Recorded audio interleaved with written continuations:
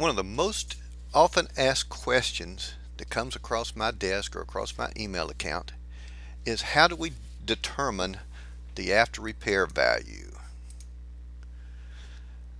Well, there are several reasons why we'd want to do that.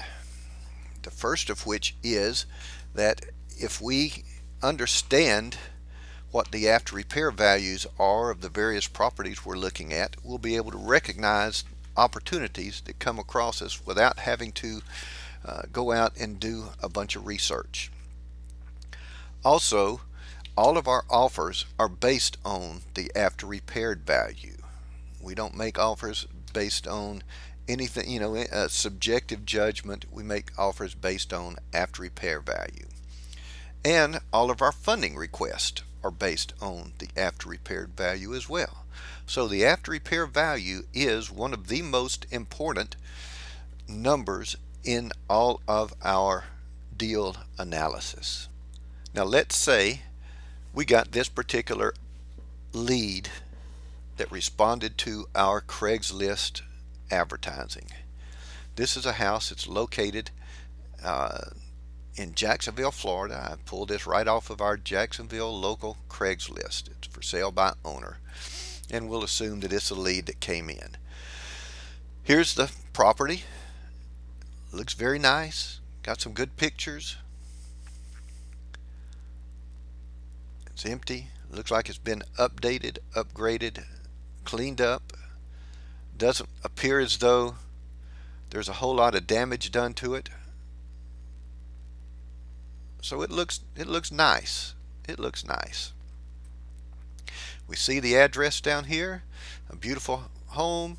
Nice neighborhood. Very clean. Ready to move in.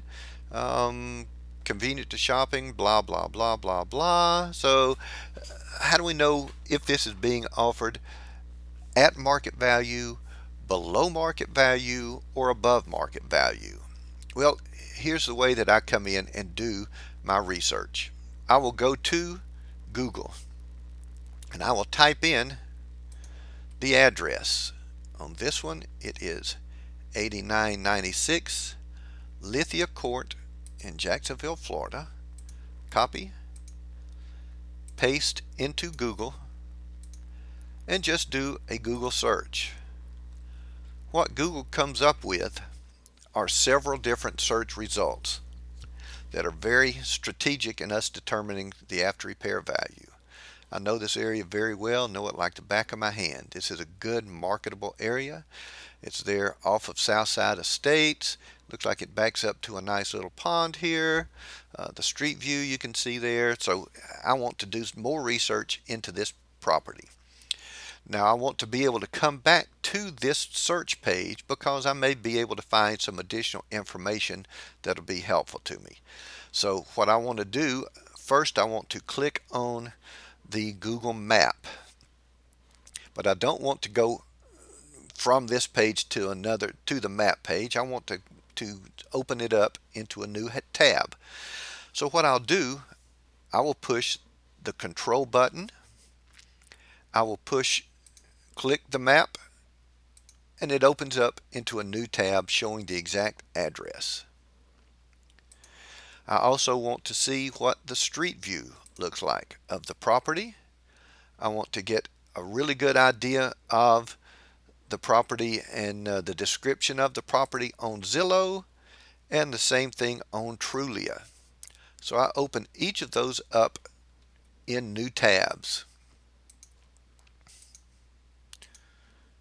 Now let's take a look at the map tab first. As you'll see, this seems to be in a very nice residential neighborhood. You don't see a whole lot of commercial projects. You don't see any kind of factories. You don't see anything that would give us any indication that this is other than a subdivision of residential homes. You can back out, zoom out. You can see where this property lies in proximity to Jacksonville.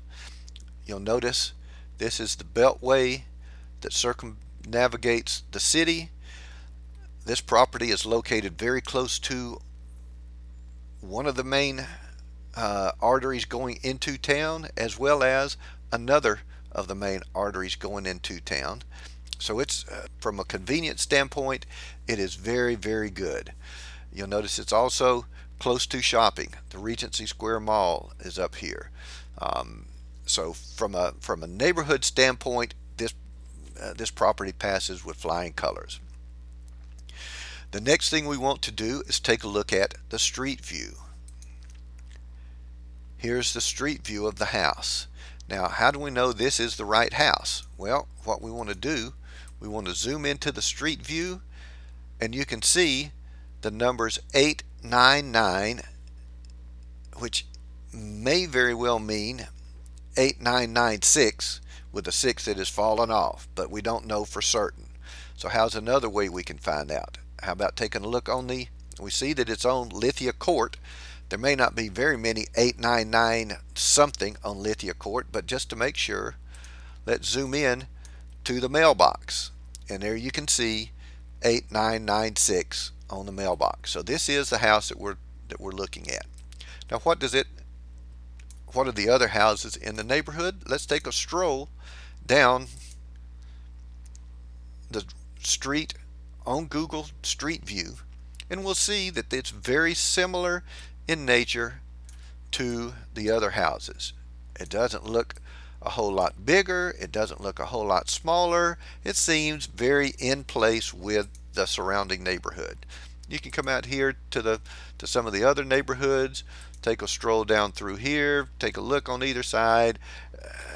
That's what I'd recommend if you're not sure of the neighborhood. I bought numerous houses in this particular subdivision, so I know the houses very well, and this is in fact a very comparable property that is very similar in aspect to all the other properties there around it.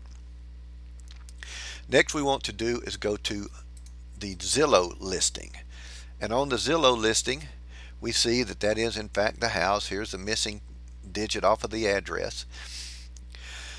We want to take a look at the pictures, and we want to see what's going on within the house. It looks like a nice new updated vanity top and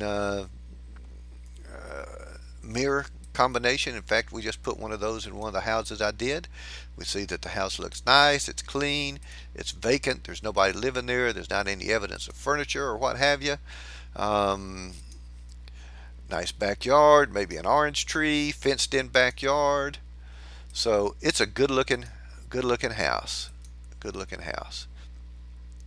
Let's go down to some of the information. It's 3 bedrooms, 2 baths, 1,865 square feet. Talks about recently remodeled, new garage door, 5-month-old windows, new plumbing, new AC, new roof, new granite countertops. All good stuff. All good information. You'll see that it's on a 10,000 square feet lot, which is about a quarter of an acre, single family, built in 1981. So it's 34 years old. That's still a very good age. A lot of stuff built in the 80s is still around, still in good shape. It's only been on Zillow 23 days, and you'll notice it is a for sale by owner on Zillow and not one that's being listed by the realtor. So that's very important. We don't have to have a realtor and go through all the aggravation that we might have to if it was a listed property. Also be able to go down here to click on the county website, navigate over there, get more information about the property, more information here, additional features and what have you. But what we want to find out, whether to pursue this or not pursue this, is they're asking 149. How close is that to market value? Is that at market, above market, or below market? Well, we can take a look at the Zestimate, but the Zestimate doesn't share with us, doesn't give us what we're looking for. Our after repair value in our mind is the value that an owner occupant would pay or has paid for similar type properties when they're going to buy a house to move into. Now, that's very important. The owner occupant will typically go out and get a mortgage. They will typically have inspectors that come out. Those inspectors will make sure that all the I's are dotted, all their T's are crossed with the rehab process. And so that is the move-in ready value for properties in that area. And that's the number we've got to start with. The move-in value after repair value times 70%, less repairs, less any kind of a wholesale profit we want to put in there if we're looking to flip it. So the after repair value is the number we're looking for. Um, Now, how do we find that out? It's not based on this estimate. Well, we have to know what other houses of similar nature have sold for in this particular neighborhood within a close proximity to this. And by that, I mean I want to know what houses that are the same uh, square footage within 200 to 250 square feet smaller and bigger with the same number of bedrooms, the same number of bathrooms, um, approximately the same age. Now, age is not as important of a factor because obviously houses have been updated. This one's 30 something years old, but it's been updated. You've got houses that are sold in the early 1900s that have been updated, and they sell right along at market value with other ones. You don't want to typically be comparing those to new construction or relatively new construction, but as long as they've been updated and upgraded and are selling to owner occupants that are moving in, that's the number you want to go by. So age isn't quite as important. But then the next factor is you want to make sure that they are within a 1 mile or so radius, and that the sales have occurred within a recent time frame. Whether it's 6 months, I will typically use 12 months to give me more results to go off of. So size, bedrooms, baths, age, 1 mile, proximity, and sold within the last 12 months. So how do we find that on Zillow? Well, you notice up here, there's not anything that's sold properties, not under any of these tabs up here. But if you'll take your cursor and you'll hover that over the Homes tab, you'll see several different additional searches that will allow you to, Zillow will provide for you. Jacksonville homes for sale, Jacksonville foreclosures for sale by owner, open houses, new houses, Jacksonville coming soon, and Jacksonville recent home sales. That's what we're looking for, the sold properties. So we want to open this up again in a new tab. So we hover over Jacksonville recent home sales. We push our control button down and click on that. That opens up to all the houses that have sold in the Jacksonville area. Now you'll notice there are 44,000 or more home sales in the city of Jacksonville. We don't want to compare ours against 44,000. We want to narrow it down significantly. So here's where we start the pre-screening process. We want to come in and we want to limit it to 3 bedrooms or more. We want to go to the next button, home type. We're looking for single family detached properties, not apartments, not condos, not townhomes, not manufactured homes, not lots and land, single family houses. And then over here under the more, click on that. Do we want to figure on the number of bathrooms? Not necessarily. Our house was 1,865 square feet, so 250 feet less. Let's call it 1,600. Minimum up to 2,100. Maximum. Year built, okay, let's lock it into 1999. So that's all built in the previous millennium. Anything after 2000 starts getting out of whack with an 18 or a 1980s model property. And then sold in last. This gives us any at present. We're not interested in any sales. We're not interested in sales what sold 5 years ago. We're interested in sales recent. So I go down to 12 months and then apply that. You'll notice what that has done is reduced our search results from 44,000 down to 2,200. But that's still in all of Jacksonville. Jacksonville is the largest city in square area in the United States. I don't want to be comparing a house on the east coast of Jacksonville to one an hour away on the west coast. That's not a viable comparison. So we want to zoom into our neighborhood, zoom into our 1 mile radius. So how do we do that? We go back and start zooming our map in. Now, if you remember, our Google Maps view showed the property being bracketed. Remember, right here was the East Beltway. Right here is one of the main thoroughfares going into town, into Jacksonville. Right here on the southern side is another of the main thoroughfares going into town. And right here is the Pottsburg Creek. That's a pretty good size creek there that you have to drive over on in a bridge. So in essence, that creates boundaries. And in fact, to zoom in a little bit further, you'll notice this also, it's on the west side of this major north-south thoroughfare. So let's use that as the brackets. Southside Boulevard, Arlington Expressway, Arlington River, Pottsburg Creek, and Beach Boulevard. There is our neighborhood that we'll want to be zeroing in on.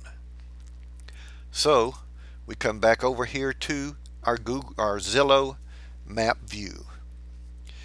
Right here is the main thoroughfare going into town. Right here is the other main thoroughfare going into town. Right here is the Beltway. Right here is the Southside Boulevard. So we start zooming in on our Zillow search. And what you'll notice is the results have dropped again dramatically, down to 10% of what our previous view was. So now we've got properties that have sold recently within 1 year that fit all the other criteria, and we narrowed it down to 40 in this particular area, this particular neighborhood, this particular part of Jacksonville.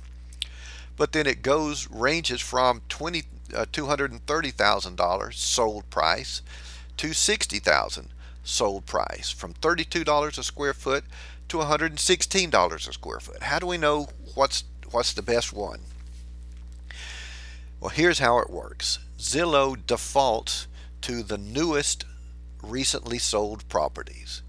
You'll notice today's date is February 15th. This one sold less than a month ago on January 15th. This one sold on January 9th. This one sold on January 7th of this year. But we don't really care when they sold. As long as it's within that 12-month period, we don't really care when it sold. So that's not the best way for us to sort those. We don't want to sort it on cheapest, although if you're looking for listed properties for sale, that's where you want to go for to prospect. But we're not looking to prospect. We're looking to get values. So here's where Zillow also gives us some incredible opportunities. Click on the More tab. It gives us numerous ways to sort year-built Zestimate, bedrooms, bathrooms, square footage, but price, high to low. That's the tab we want to use. That's the place that we want to go. And so what this tells us is that properties that are already zeroed in, already bracketed for the specific type of house, now bracketed for the specific area of the city, have sold in this price range, highest to lowest. 250, 230, 179, 171, 170, 168. So that gives us a really good indication. Now you need to be a little bit careful to the extent that this one up here at the top, you'll see when you hover over this one, it pops up to this property right over here. Now this property, it appears as though it's right there on the Pottsburg Creek, right there on the river. Probably has waterfront. Let's see, take a look and see what it says. deep water, navigable creek with short boat ride to downtown. Okay, does our house have, does our house appear as though it's got deep water boat dock at the back? No. So is this house on Bay Ridge a comparable? No, it's not. So we click off of that, go back over here. We understand that this has a much superior location because it's on a creek, because it's got boat docks, etc. How about this one? Martinique. It sold for $230,000, $116 a square foot, not the $129, $116 a square foot. 3 bedrooms, 2 baths, about the same square footage. Built in 72, about a quarter of an acre lot. So this could very well be a similar type property. Hover over this one, you see that it's down here, does not appear to be backing up to a any kind of waterfront. That could very well be it. Our property is right over in this area, so it could very well be a reasonable comp at $116 a square foot. So we'll catalog that in for the time being. But then you start seeing a pattern. This is 116 a foot. The next one is $88 a square foot. The next one after that, $88 a square foot. The next one after that, $85 a square foot. The next one after that, 81, 79, 78, 89. We're starting to see a pattern. 92. In fact, here's one, 8980 Lithia Court, just a couple of doors down from ours. It sold in October of last year. 3 bedrooms, 2 baths, 1600 is a little bit smaller on a 1 acre lot. The lot's a little bit bigger, but this is absolutely a very good comparable sales to ours at $92 a foot. I mean, for crying out loud, let's click on that just to take a look. But as you can see, it's a very, very similar house to ours. Very similar upgrades. So no doubt about it, this one is a comp. If you'll notice, it's right there, just a couple of doors away from ours, right there on Lithia Court. So we see 1,652 square feet compared to our 1,865 square feet. We see $92 a square foot, 89, 78, 79, 81. My bet is, and the way I would underwrite this is after repair value is going to be in the $80 to $90 per square foot. So if we take an average of that, $80 to $90 a square foot,